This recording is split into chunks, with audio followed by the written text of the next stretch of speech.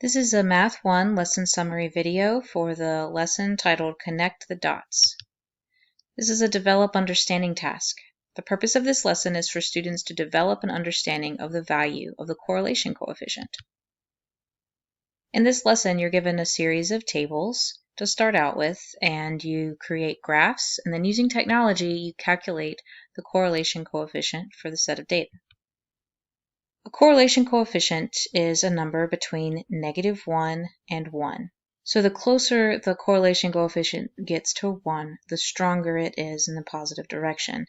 And the closer the correlation coefficient gets to -1, the stronger it is in the negative direction. If the correlation coefficient is 0, then there is no correlation between the variables. Let's take a look at some data. So in Desmos, I've gone ahead to save time and entered a data set here. To do that, once you open Desmos, you just go to desmos.com and you click on Start Graphing. You're going to add an item and insert a table, and then here you can insert your data.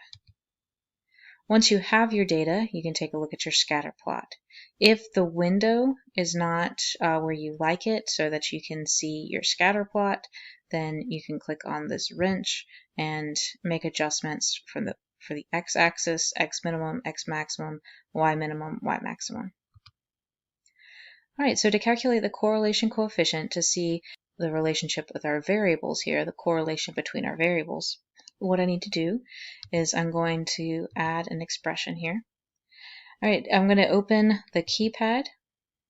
I'm going to go to Functions. Under Stats, I have CORR, which stands for correlation. And then I'm going to look carefully to see how I labeled my data in my table. This one is X1, Y1.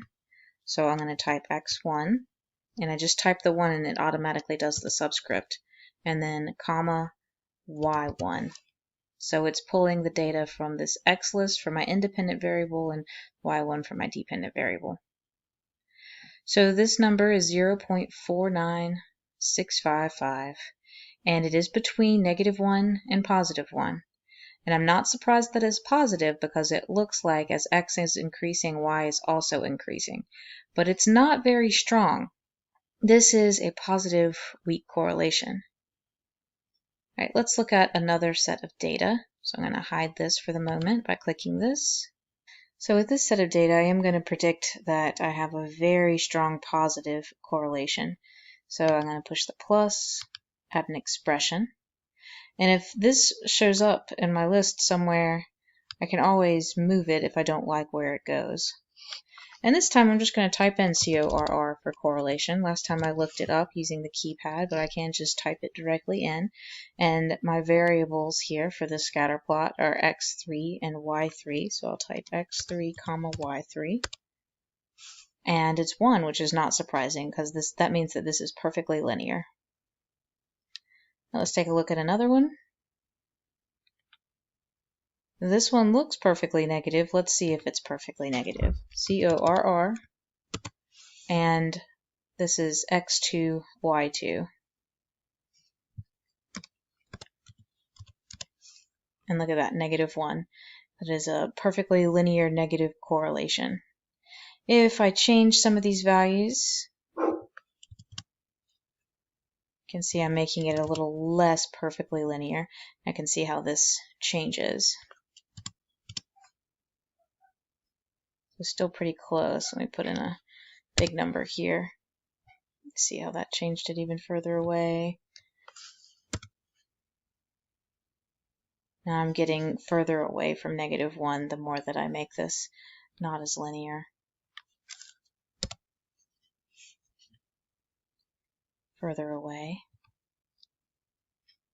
And I'm making it weaker when I adjust these values. So to recap, strong negative correlation is really close to -1. Strong positive correlation, really close to +1. No correlation would be 0. So for correlation, positive correlation, when one variable increases, the other also increases. Negative correlation, when one variable increases, the other decreases. And then there's something called causation. That's when one variable causes the other. So let's look at a couple of examples. Flip-flop sales and ice cream sales. Now it might be true that an increase in flip-flop sales could happen at the same time as the increase in ice cream sales, but it would be inappropriate to assume that an increase of flip-flop sales would cause an increase in ice cream sales. So here we have a correlation, but not causation. Now, however, smoking and lung cancer, there have been plenty of studies and research that has shown that smoking can cause lung cancer. So this is a correlation and causation because smoking can cause lung cancer. All right, that's it for this video. Thank you for watching.